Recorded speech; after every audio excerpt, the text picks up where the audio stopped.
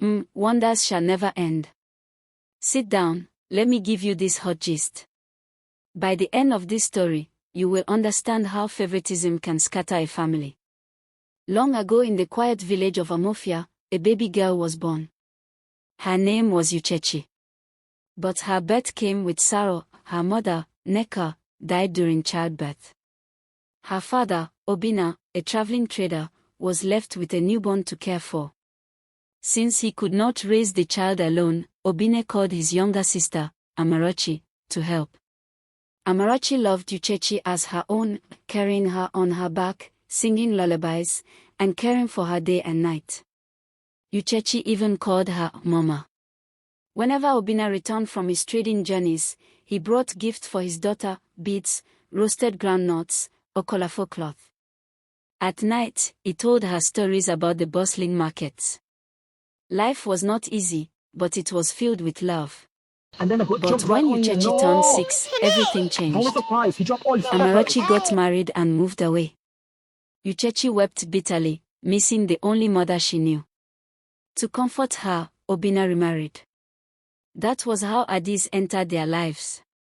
At first, Adis played the role of a perfect stepmother. She plaited Uchechi's hair, bought her gifts, and called her my daughter. Obinna was relieved. But 9 months later, Adis gave birth to her own child, Augusta, and from that moment, her love for Uchechi vanished.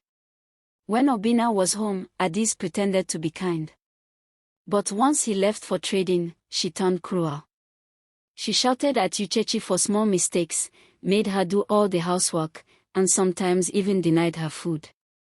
Uchechi, only 7 years old, carried her pain in silence. As Augusta grew older, she copied her mother. Spoiled and lazy, she mocked Uchechi in front of friends, calling her maid and motherless child. Uchechi endured it all with quiet strength. One day, on her way to the farm, Uchechi saw an elderly woman struggling with a heavy basket of fruit. Without hesitation, she helped her. The woman smiled and said, "Thank you, my daughter." "Who is your father?" "I am the daughter of Obinna, the trader," Uchechi replied. A week later, the old woman returned, with her son, Chinedu, a handsome trader from the city. Touched by Uchechi's kindness, he asked for her hand in marriage. After careful inquiry, Obinna agreed, and Uchechi's wedding was celebrated with joy. She moved to the city with her husband, leaving behind years of suffering. Adis and Augusta boiled with envy. How could the child they despised find such happiness? Their jealousy deepened when Uchechi gave birth to a son and invited Amarachi, her beloved aunt, for the naming ceremony, ignoring Adis completely. Meanwhile, Augusta also got married to Olisa, a man from the next village. But her arrogance soon destroyed her marriage. She refused to cook, insulted her husband daily, and treated even their maid, Chika, with disdain. One day, Augusta discovered that Chika was pregnant for her husband.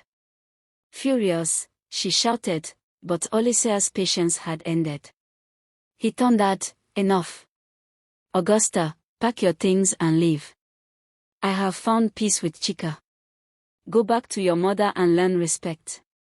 Ashamed and broken, Augusta was returned to her father's house. When Olisa explained what happened, Obinna turned to Adis with anger. "You see what you have done? You spoiled Augusta with favoritism. You treated Uchechi like a slave, yet it is Uchechi who has found joy. But Augusta, your favorite, has destroyed her own life." Adis wept bitterly. She realized her mistake too late. Her favoritism had not only broken Uchechi's childhood but also ruined her own daughter's future. And so the village of Amofia learned a hard lesson. Lightbulb: when parents show favoritism, they do not just break one child, they destroy the future of another.